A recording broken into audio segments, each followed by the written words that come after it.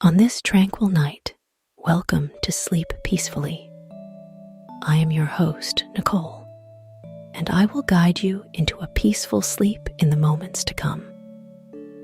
Before we embrace the beauty of dreams, let us collectively set aside the day's hustle and allow our minds and bodies to gradually immerse in tranquility. Find a comfortable position, close your eyes, and take deep breaths. With each exhale, release the tension from your body, letting go of the fatigue of the day.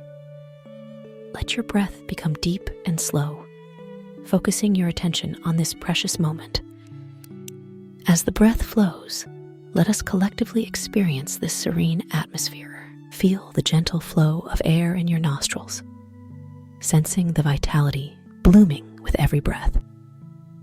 Let your breath be your guide into the realm of dreams, guiding you through the day's hustle into profound serenity. In this moment, let all worries and troubles dissipate with each exhale. Focus solely on this tranquil breath, making it your guide through the corridors of your mind. With the gradual rhythm, may you find comfort and peace in this tranquility, entering a night akin to a beautiful dream. Wishing you a serene journey into sleep, may you have a night filled with wonderful dreams. In this tranquility, may you sleep peacefully and wake up refreshed. Our story begins now, long, long ago, in a time preceding human recollection. The world presented itself in a vastly distinctive manner. Indeed, all the recognizable elements of earth and sky were present, yet they did not delineate themselves in the manner they currently do.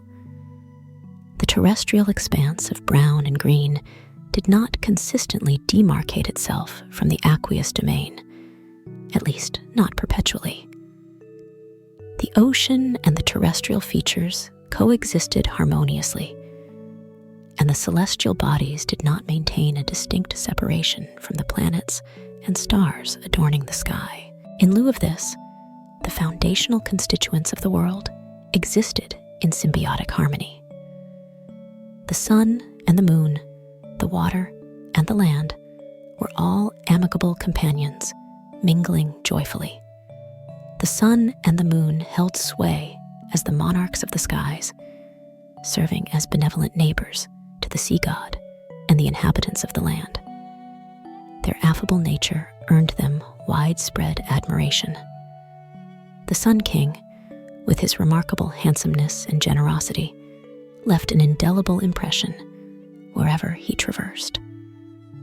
His golden rays and benevolent warmth were universally embraced by all. Prosperity seemed to burgeon wherever the Sun King extended his radiant presence, and his neighbors were delighted recipients of his ethereal and munificent gifts. Moreover, his ethereal and exquisite consort, the moon, gracefully followed in his wake. When the Sun King withdrew his luminosity in the evening, the moon illuminated the nocturnal expanse with her gentle glow. Her cool and unwavering radiance assuaged the fears of all earthly beings. Frequent were the visits paid by the sun and the moon to the sea god. Although the myriad subjects of the sea god were accustomed to the frigid and capricious depths of the ocean, they welcomed the brilliant sunbeams of the Sun King at times. After all, what purpose did the vibrant beauty of the undersea world serve without a touch of light to showcase it? During these luminous visits, dolphins and other aquatic creatures leaped joyfully into the air, only to plunge ecstatically back into their aqueous abode. These moments in the sun brought them unparalleled joy. The sun and the moon were remarkably social entities, and their visits were a frequent occurrence. However, after countless epochs of being esteemed guests of the sea, the dynamics began to shift. The sun and the moon, growing curious, began to question why the sea god had not visited them. Pondering the possible reasons, the Sun King suggested that the sea god might fear their home to be too warm for him. In response, the Moon Queen speculated whether the brightness might be overwhelming for the sea god.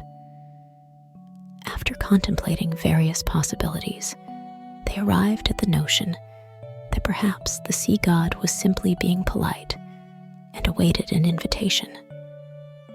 Determined to rectify the situation, the royal couple decided to pay a visit to the ocean waters.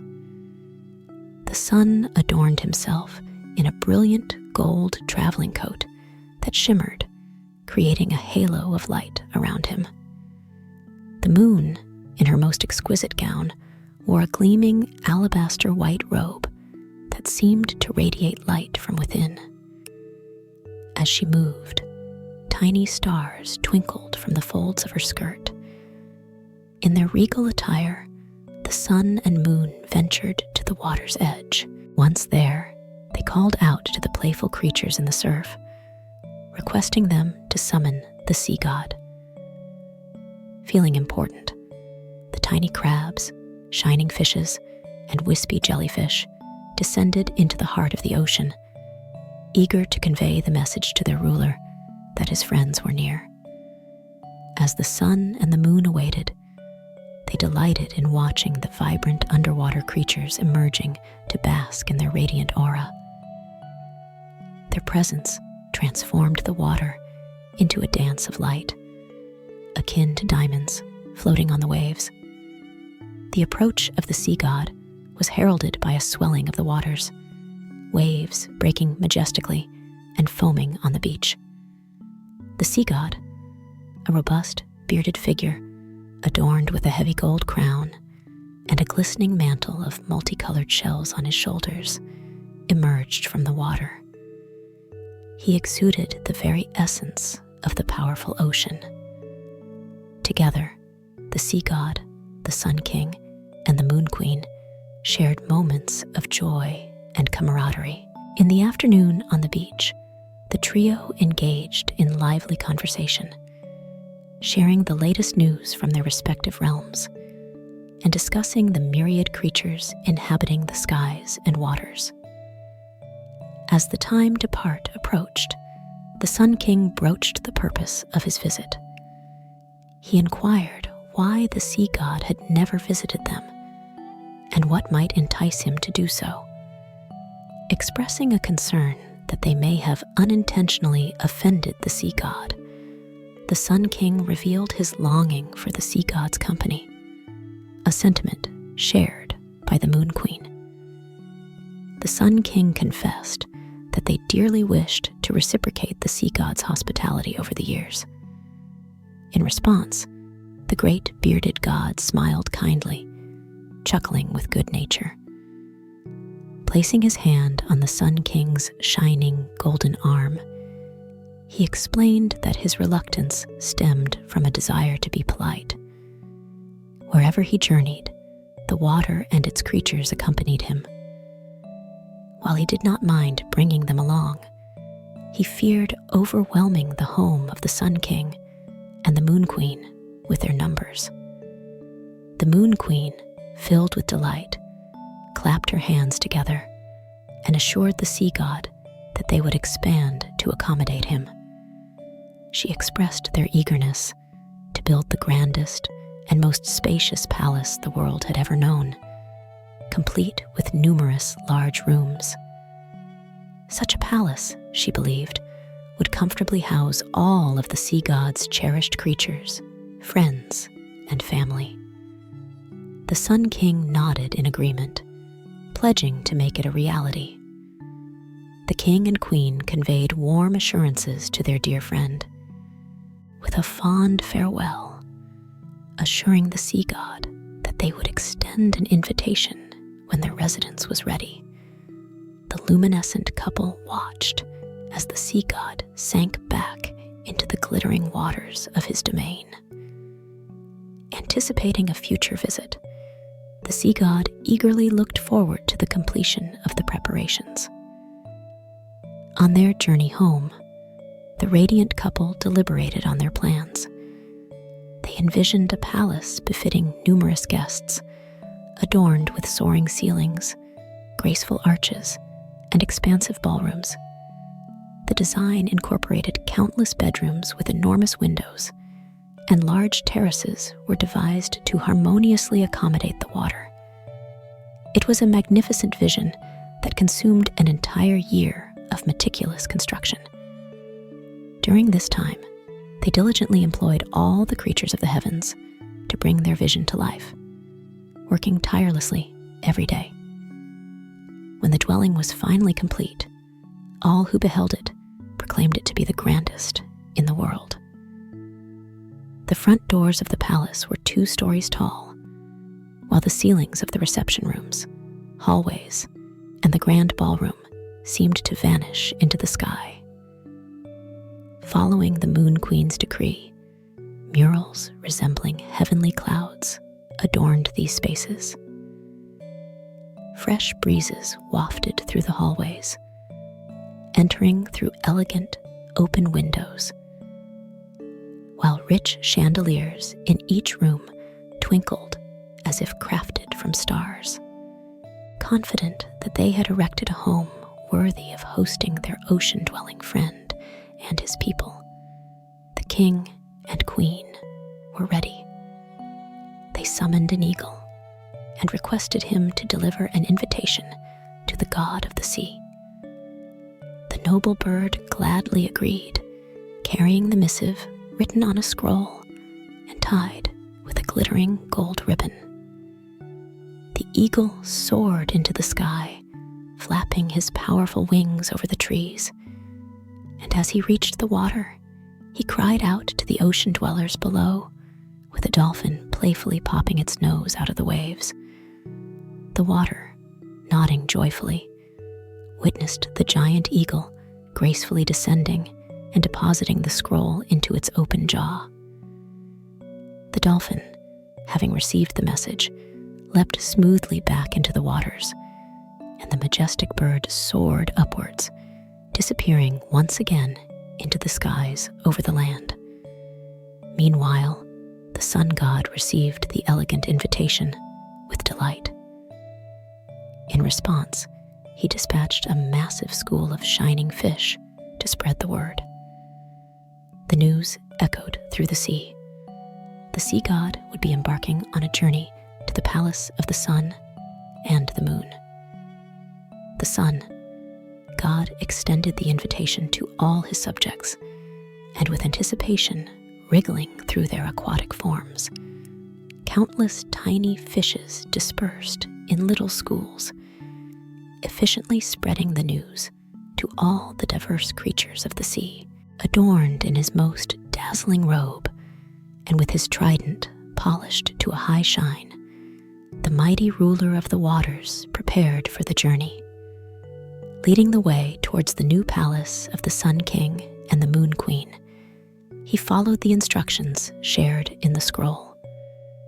First, he traversed the sugary white and yellow sands of the beach, taking the waters with him, causing them to swell up and flow over the powdery sands, a sight scarcely seen on the land before. Venturing through the shady glens of ancient forests, he continued his journey, channeling the rushing sea through the wide paths of the forest. Floating on his back, he marveled at the swaying trees dancing above his head, playing tricks with the light. This exploration fascinated him, as he had never traveled this far onto the land before. As the trees parted, he moved across grassy plains, where the salt water rushed onward, spreading over lush green grasses and waving wildflowers. Here, he recognized the wide skies that hung over the ocean, feeling some relief to be back under a familiar canopy of blue. Lastly, as he floated to the end of the grassy meadows, the sea god prepared to complete his journey. He caught his first glimpses of the hills, rugged in some places and gently rolling in others, pushing up from the earth. Finally, as promised, he beheld their house perched in the foothills. The palace stood vast and majestic, with towers reaching towards the sky and myriad windows on each level. Balconies spread generously outwards, welcoming and spacious. It was evident that the sun and the moon had made every effort to create ample space for him and all his ocean-dwelling creatures who had accompanied him. As the water rushed inland, so did the fishes, squid, and little animals in their shells. Sea-living mammals, dolphins, and whales followed in the sea god's wake. Mermaids, plentiful in that time, were especially excited, anticipating a grand party in the foothills. The king and queen, having watched for their friend's arrival since the return of the eagle, stood on the enormous terrace of the house, patiently awaiting the grand entrance. When the blue and green waters finally came into view, rushing from the plains, the queen clapped her hands with delight. She called out to the servants to prepare for their guests, opening all the doors wide. The god of the sea arrived first, his cloak a vision of shimmering beauty, and his trident sparkling in the rays of the sun. With him, the cool waters of the ocean eagerly explored the steps and veranda. Gentle waves ran smoothly into the ground floor of the house, pooling quickly in every depression or crevice and rising upward. This created a path for the ocean-dwelling creatures to enter.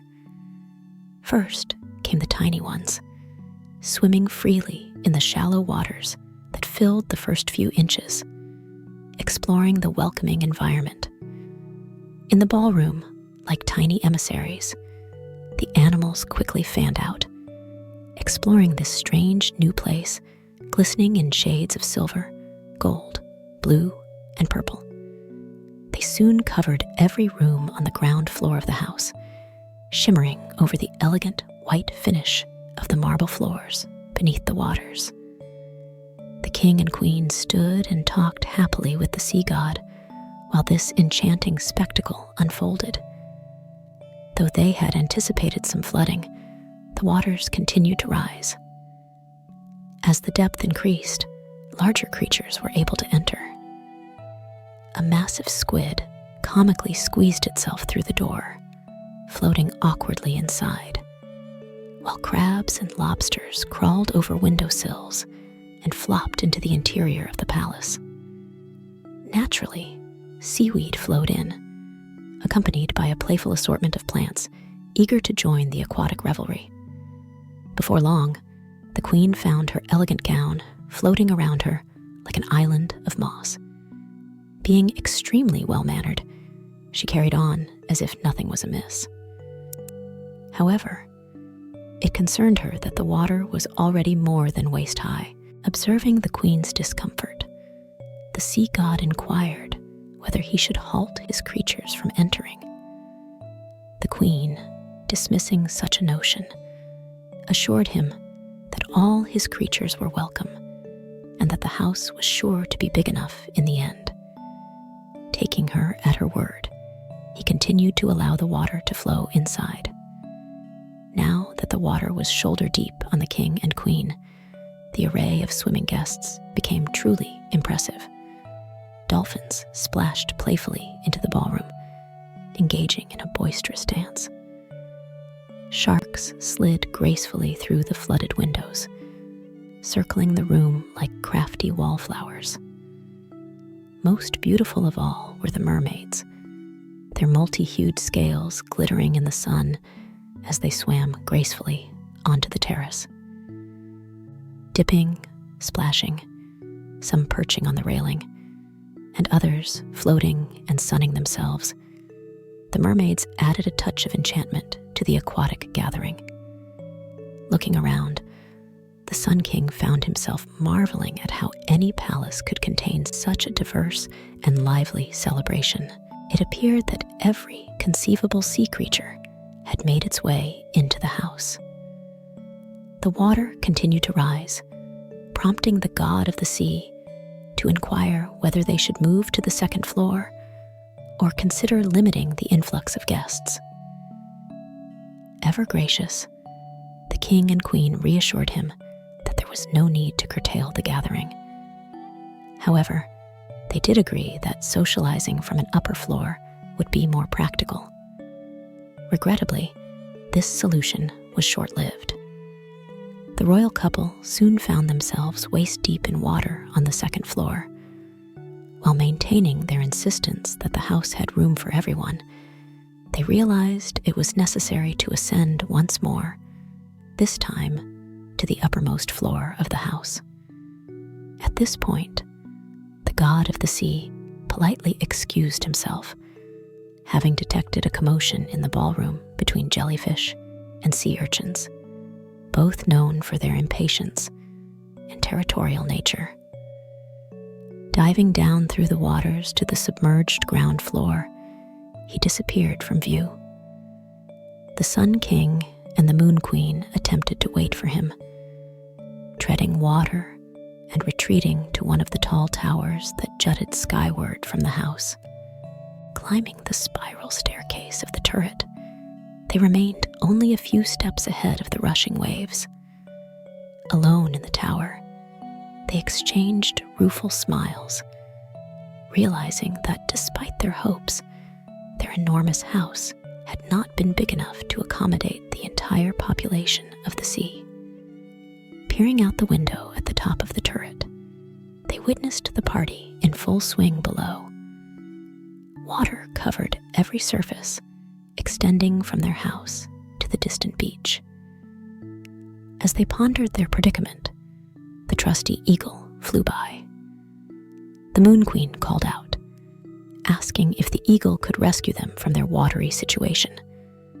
Flapping its powerful wings, the eagle hovered near the tower, ready to lend a helping hand. In the turret, the sun and moon gratefully squeezed through the window and climbed onto the eagle's back. With a mighty surge, the eagle pushed off, rising into the sky. Soaring higher than the tops of the mountains and through the clouds, the Sun King and the Moon Queen glanced below at their palace. Now, just another part of the ocean. They both laughed, shaking their heads, and with a shrug, they sprang from the eagle's back, waving goodbye as they floated up into the sky. As much as they had enjoyed meeting the creatures of the sea, they were relieved to once again be in a quiet and dry environment. Surrounded by peaceful stars, they decided to stay in the sky. From then on, the sun and moon generously shared their light with the land and the sea, but they chose to do it from a safe distance. The sky became their home, while the god of the sea spread out over his watery domain. And so, the world has happily remained to this day. The story ends here. Let's continue listening to music and fall asleep.